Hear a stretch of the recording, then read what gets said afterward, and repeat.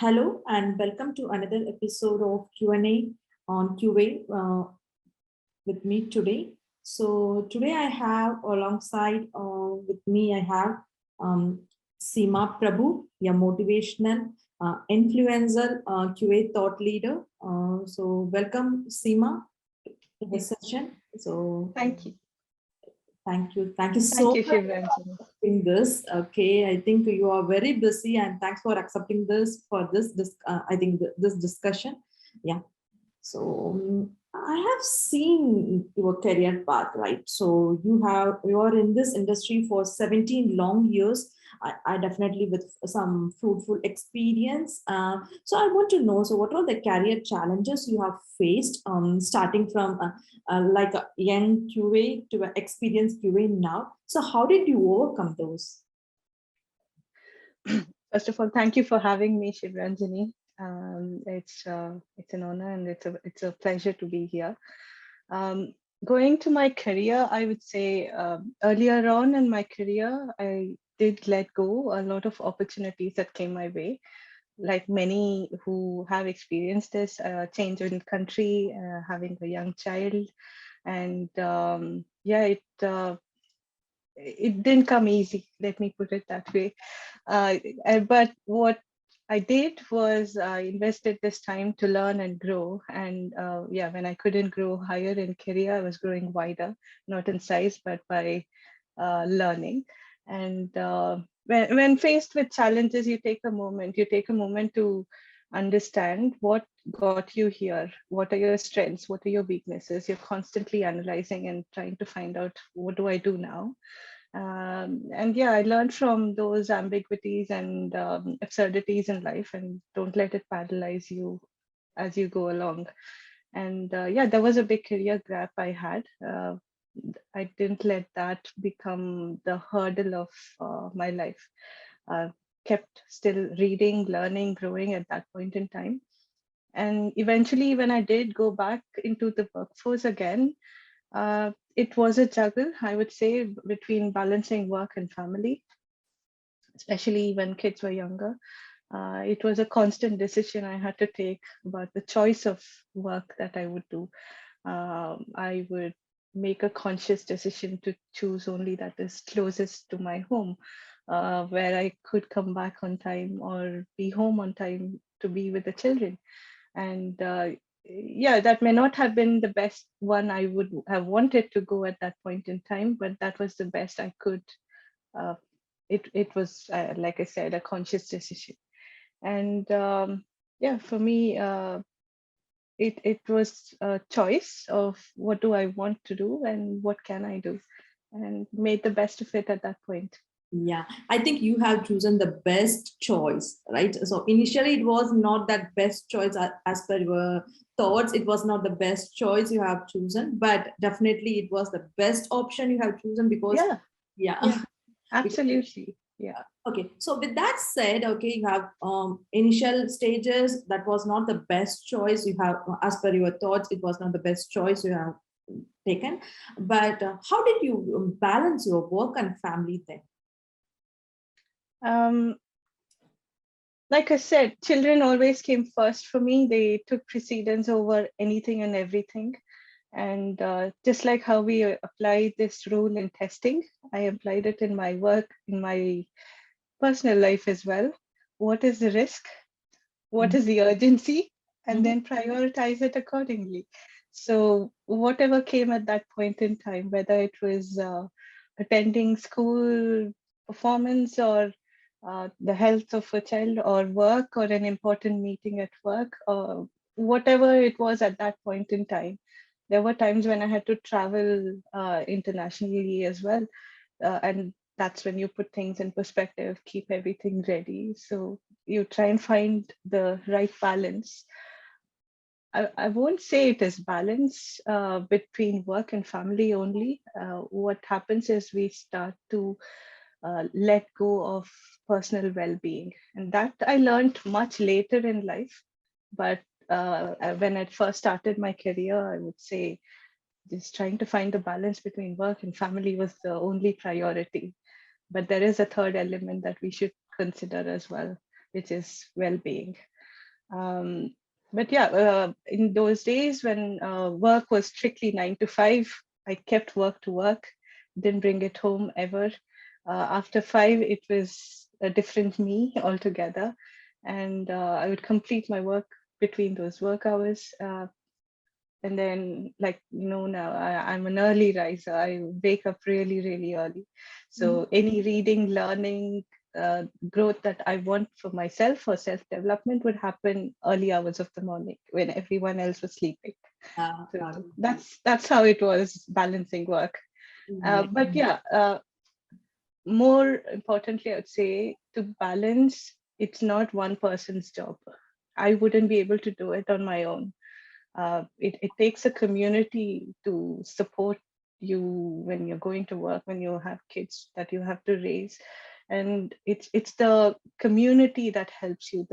I had to build one around me, especially I don't live in India, so you have to build a community of family, friends, neighbors, school, parents, a variety of places, have everyone in place for you to support you on, when it snows, when it rains, when it's busy, when it's school holidays.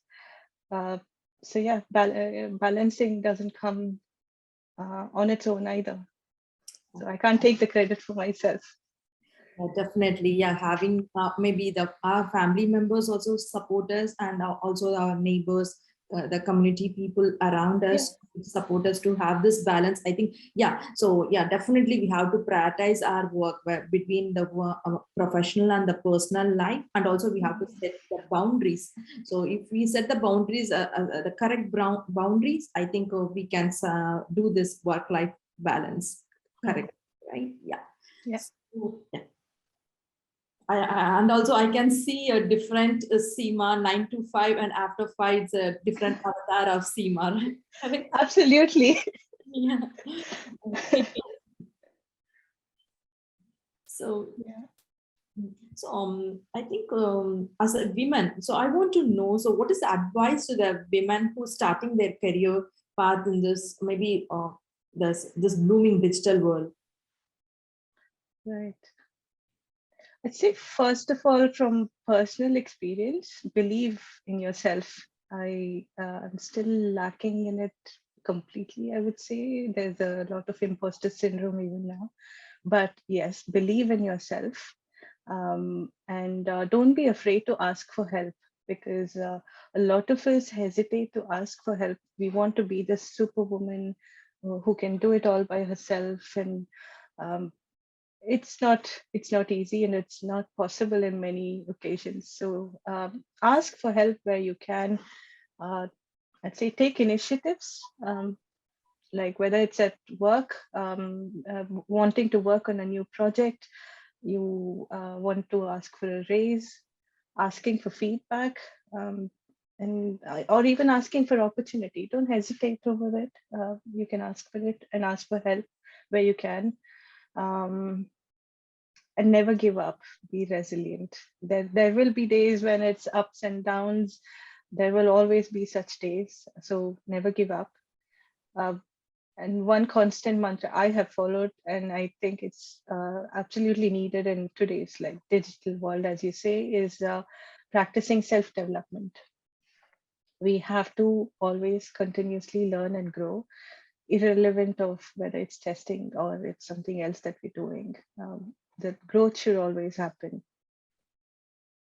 Yeah, definitely. Yeah, as you said, so I too believe in the persistence. Okay, so we have to keep trying. We should not give up. So maybe to when we are trying for a achieve a goal, so we should not give up in between, and maybe we can change the tactics or the processes to achieve that goal, but we should not ever never give up on that.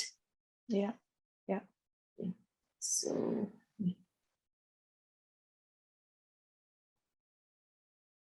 okay. So, as a QA head, so as a leader, QA leader, so what are the real-time challenges you are facing in this? Right after this pandemic, we have moved into a new working culture that is work from home culture. So, what are the challenges you are facing in this?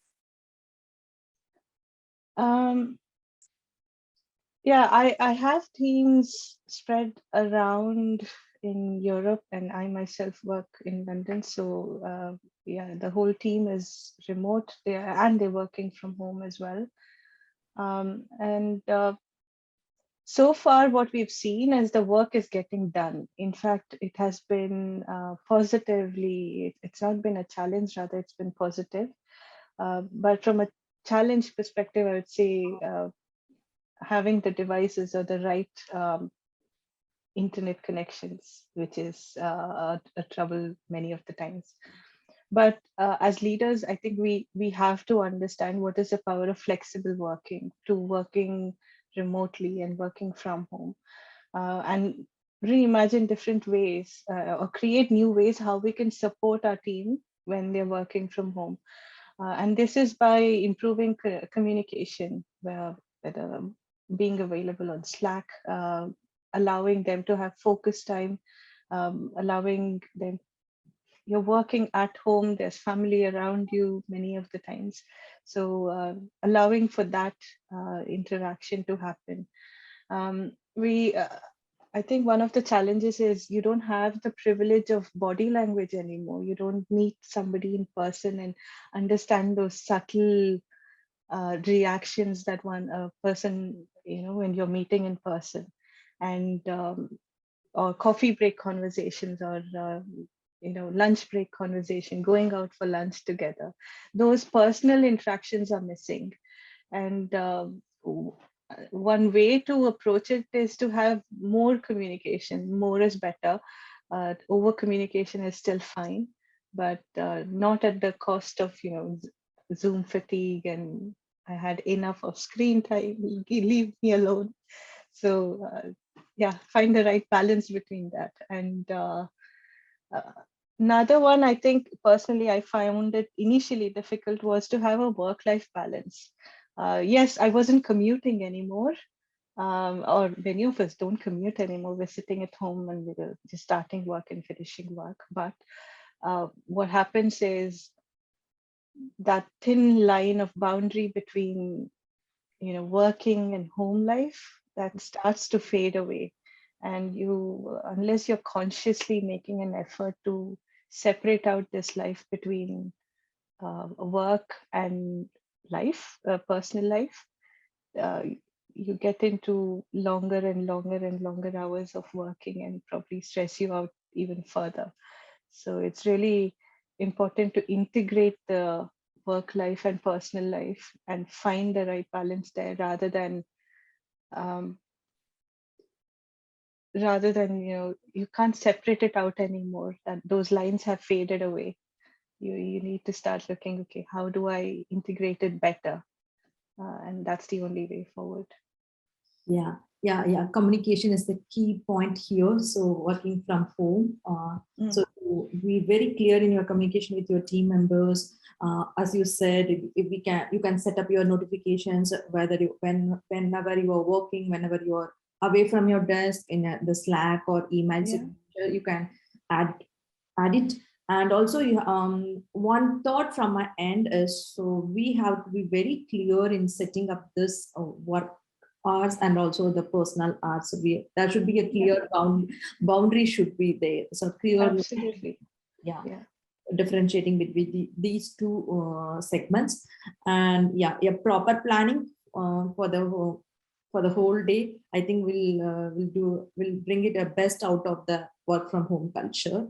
And also home office setup, definitely that would also boost up the productivity of your work, your home.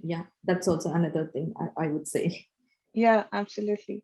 Home office setup is also, like you said, is really important for them, for all of us to feel like, I can be productive wherever I'm sitting. And absolutely, you're right. Yeah. So moving on to the next question. Okay, so now uh, with this work from culture, definitely we'll do hiring. And how do you onboard new QA folks to the team. So any specific tips to the committee, like because I'm also hiring people, doing the screening for hiring. So there are a lot of questions comes from the candidate as well as. So do you have any interesting questions from candidates you have faced in your screening sessions? Interesting questions. Mostly it comes as concerns because you're not meeting this person, hiring manager or interviewers anymore in person, right? So it comes more of yeah, it comes from an uncomfortable place where am I doing the right thing? So as hiring managers, we have to make sure that the new employees or the whoever we are interviewing, they're made comfortable in the first place, and they feel appreciated right from the beginning. You don't have to wait for them to join and then make them comfortable. You appreciate them and right from the start, and start earlier on, get to know the employee better. So what we do is straight after the interview and when we've put in the offer, the hiring manager gets in touch. And yes, there are times when the notice period is like 2 months, 3 months, and there's a long gap between the time you've met this person or interviewed the person and then up to the time of them joining, and you've lost contact in between. So we're trying to bridge that gap of regularly updating what is coming up, something new that's happening in the, or any team changes that is happening. And just getting to know how's life now, you're in your notice period and what's happening. Are you taking time off? Make sure they take enough time off before they join, so that they join when in fresh mind. And also making productivity better so that they have their um, laptops and things that they need to be more productive well in advance, so that they don't have to wait for the first day or the first week for all this to come through. They can have their laptop set up what is needed, even join Slack or the email system much some time earlier, so that they're all set up and feel comfortable of what's happening in the company. Also probably get to know their colleagues. So there are times when we've introduced them to the other team members. I met my team members much earlier, probably 2 months before I joined, and was speaking to them, and I knew who they were and how to interact with them much before I joined as well. And another part which we are trying to do is have better documentation in place, so that they have to ask around less, or even can read up a little bit before they join, read up about the business, maybe understand the domain better. And from the day they join, there's a clear path. Have regular one-to-ones, the hiring manager meets, the colleagues meet, the team meets. They meet a variety of people around in the company, from product managers, developers, tech leads, the business, and also having buddy system in initial months, so that they are working or pairing up with someone who's been there and knows the lay of the land much better, so that they can ask for support and help as and when needed without any hesitation. So yeah, those are some of the things that we follow. Yes, definitely the proper documentation, having a buddy system. So when they onboarded, yeah, that's a really good thing to have. Yes. Okay. So I do have a follow-up question with this, like, okay, so during my interview sessions, okay, so whenever we are talking with the candidates, okay, they will tell, okay, so I have been in this testing space for these many years, okay, so I want to try new things, but not automation. So when I ask for, okay, so what are you going to try as a new things? Okay, are you going to try automation? No, they won't. They would say no. We are. I'm not a very well strong in coding. So, but I want to try something else new. So, what else we can suggest them to other than the manual testing? There are other type of testing too, but they are not very much interested in doing the coding for automation. So, what else we can suggest for them? This thing makes me very happy to hear, to be honest, Mhm. when someone says, I don't want only automation, because that seems to be the biggest trend. It's like, I want to do only automation. So it's really nice to hear that, someone wants to do something beyond automation. Yes, they would, because And they are not very good in coding and they are not willing to learn coding also. So people, okay, maybe we can put this question in this way, like people coming from a non-technical background, non-computer science background, right? So people don't have the knowledge of about the coding. So right from their graduation or from the school, right? So what would be your suggestion for them? So in the testing space, I. yeah, absolutely. So one, it makes me really happy, like I said, when someone says like this. And I have had team members who have come to me and said, I'm not really interested in coding. I know coding, but I'm not interested in doing automation. Or I don't know coding and I don't like automation and I don't want to do automation. I've had both sorts. So this a variety of things. Testing is not automation. Testing is not only automation either. What I do tell them is, you don't want to automate, fair enough, but you don't want to know about coding. That's You're in IT. You're in working in the coding, yeah, in development atmosphere. So saying you don't like code, I would say that's not a great place to be. At least you should be able to read code and understand what is coming your way and understand what's happening behind the scenes to a certain extent. You don't need to be developer level for that. At least what are the pull requests coming your way, or read what is happening in the code is a good to have. It's always good to have that knowledge. Don't want to do automation, that's fine. There are so many things. You can be an expert at exploratory testing. There's different types of testing that we have these days, whether it's ensemble testing, session-based testing, um, uh, accessibility testing. Uh, yeah, there's so many different areas, user experience testing. You don't absolutely have to be automating everything, anything and everything. You can also be a subject matter expert. You can be a domain expert in the area that you are, who understands the business really well and understands your product, and be that person in between who can advise and work together and closely with product owners as well. So there's always a space. We have to create it. And yeah, I'm glad automation is not the only thing. It's important, but it shouldn't be the only thing. Yeah, I totally agree with you because there are a lot of verticals available in the testing space other than automation as well as, yeah. Yeah.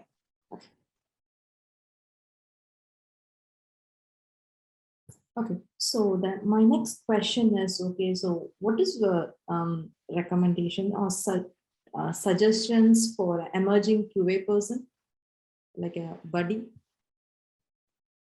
Um, for a new, okay, I would say get your principles of testing right. If you are coming into testing, come with an open mind. Uh, there's a variety of things that we can do. And like we said in our previous question, it's not only about automation. So come with a mind, uh, with an open mind, thinking out of the box, be curious to learn what you're going to work on. You don't have to be limited to this is the feature, this is the product. You only have to think about it like that. Don't be limited by that. Um, and focus on getting your principles of testing right, because technology changes, the ways of working changes over time, but what remains is your principles of testing. That knowledge, you can apply it in any context and any product in any place that you're working, and learn to adapt and embrace the change as it comes. Don't be rigid in I will only do this, or this is the only way I will work, or this is the only way. There will be times everything won't go like the way you thought or want it to be. And in those times, try to find what's the best you can make out of it, and probably learn. Learning and growing, I'll always say this, it's absolutely important, because we don't work anymore um, in a constant technology and constant area. So we have to be evolving all the time, which means we have to be developing ourselves all the time, and come equipped with it. And that's absolutely important. And as someone new, I would also say learn about the business, because you're not there as a tester only to look at the product with that narrow vision. L- Slowly start expanding your vision, understand the business around. How is this product helping the business? How am I helping the business? Apart from me only doing testing, what value can I add?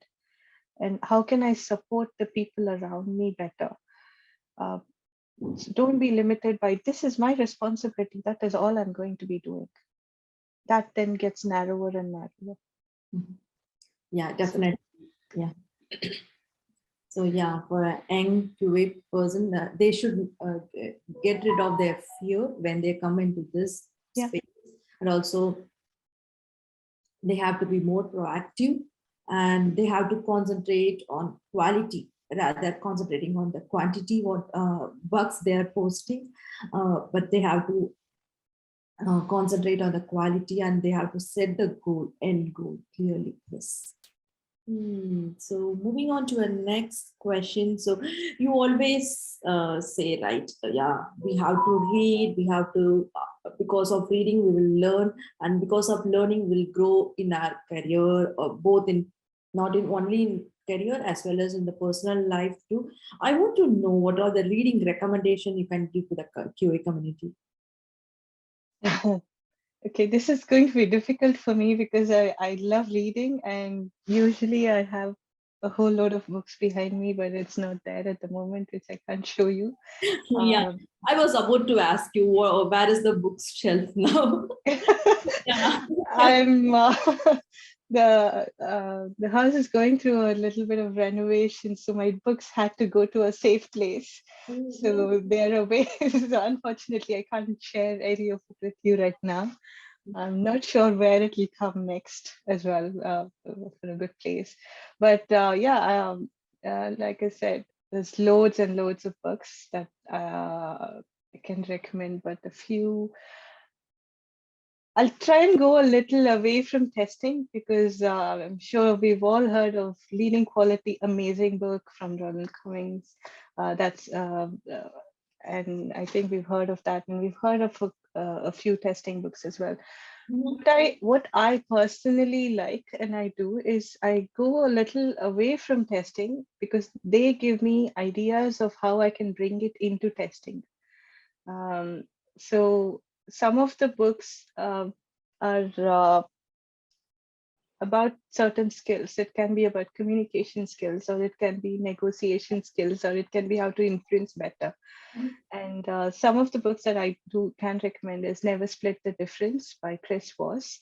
Um, so he teaches us about negotiation, how to work with another person and negotiate better.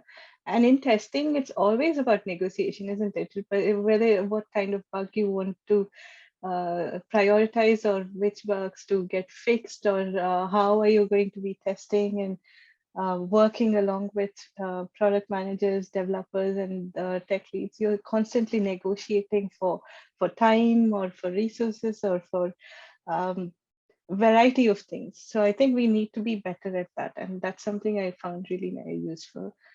The other one is Think Again by Adam Grant. I really like that. It made me think twice about um, how we generally think, and how it can be biased as well. Um, and I think the third one, I would say Humor Seriously. Um, uh, Sometimes I find us all being very, very serious about, yes, you have to be serious about work, but doesn't mean you don't have to smile. You don't have to have humor in what we do. And yeah, being remote, I think some of it we lose it as well. So yeah, Humor Seriously by Jennifer Acker and Naomi Bagdonas. So those are the ones I would say. They're not totally related to testing, but I think there's some elements where you can apply to Definitely. what we do. And related to testing, I would say Explore It by Elizabeth Hendrickson is really good as well. So I love that. Yeah. Yeah. Really an interesting book. Definitely a tester should read that book. Yes. Yeah, absolutely. So yeah, I think reading gives us a lot of confidence whenever we are making a decision. So we can take the decision very confidently. So when you read more books, and so when you talk with people, because nowadays talking with people through, I think while you're reading, you can really talk with the author. So what he is saying, you can really connect with the author through the words in the Yeah. book. Yeah, Yeah. Yeah. really, yes. Moving on to the next question. So yeah, so I want to know. So you are, who is your role model or maybe your inspiration throughout this journey? I know you are from a non-technical background, not a computer science student or something. So, and you are into tech world, like a testing space. And what made you to choose testing as your career? So, who is the role model or maybe your inspiration to do this? Okay. Yeah, like I'm not from an IT background, and I didn't want anything to do with IT when I first started off. I did chemical engineering, and then eventually moved into development and then testing. Um, yeah, no, I've loved testing since then. I've done a variety of things. I've done business analysis as well, but yeah, I do enjoy testing. But that enjoying testing has come from one person. She was my manager much earlier on in my career, Nahid Akhtar. She's still in touch. I still go to her asking for help. I still ask for advice even today. I think she built the foundations in me of testing. I really understood the value of being detailed, being professional, how to communicate, and it seemed pedantic at that moment in time, but I understand the value of it, whether even tiniest details of, when you're submitting reports or Excel sheets, the header, the footer, the naming, the small bits. At that point, when I was being corrected, I would think, "Oh, how does it make a difference, such a small thing?" But now I know, I've learned over a period of time how important it is. And um, also how to go in when testing, as well as come out and look at the big picture. This is something I learned from her as well. And she's amazing at this. She's one person in testing that I absolutely look up to, and um, yeah, like I said, still take advice from her. The clarity in understanding how you have to understand the architecture, how you have to understand what happens when, who is important, who the stakeholders, how to keep everyone informed. Uh, yeah, my whole foundation is where from her. I've had many amazing managers throughout, luckily, touch wood, but and I've learned variety of things from each one of them. But Nahid remains a constant learning for me. I hope to become something like her someday in terms of work. You're on mute, Sivaranjani. Definitely, you will achieve that very soon. I think you are on that way. Yeah, definitely. I would say the as a QA person, the attention to detail is very important skill of a tester, right?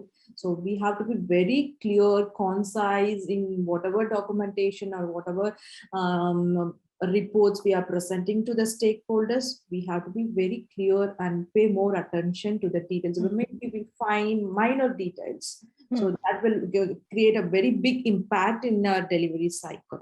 So with that said, I want to know from you, how a QA can efficiently meet the requirements, while in a quick and fast going delivery cycles. Right. I think the need for faster delivery cycles is become more of a standard or a norm now with DevOps and agile ways of working, and testing much earlier on in the cycle, testing early, testing often, and being collaborative is absolutely important. Collaborating with uh, different members of the team, wider business as well, and understanding the context in which we're working does help a lot. And it's not just the collaboration, the faster feedback cycle. So when you're testing it, when you can test it right from features which are still being planned even before development. You can test the design. You can be when they're developing or even after development. So continuously being involved, collaborating along with other team members and communicating efficiently. This helps in faster ways of working and assuring. I think today's day, to meet customer demands, that's absolutely important. Faster updates and working with various team members. And it's continuously upgrade and make sure you're aware of the changes that are happening around you. Yeah, thanks for the great insights to have a very quick QA output for in the rapid delivery cycles, right? Yeah. So I think so we are pretty much covered everything for this session. Let's see. Seema, thanks for your time. I think it's I really enjoyed this discussions. It's very insightful and it is very pleasure to hear you answering my questions with a lot of details. Thanks for your time today. Yeah. Thank you so much.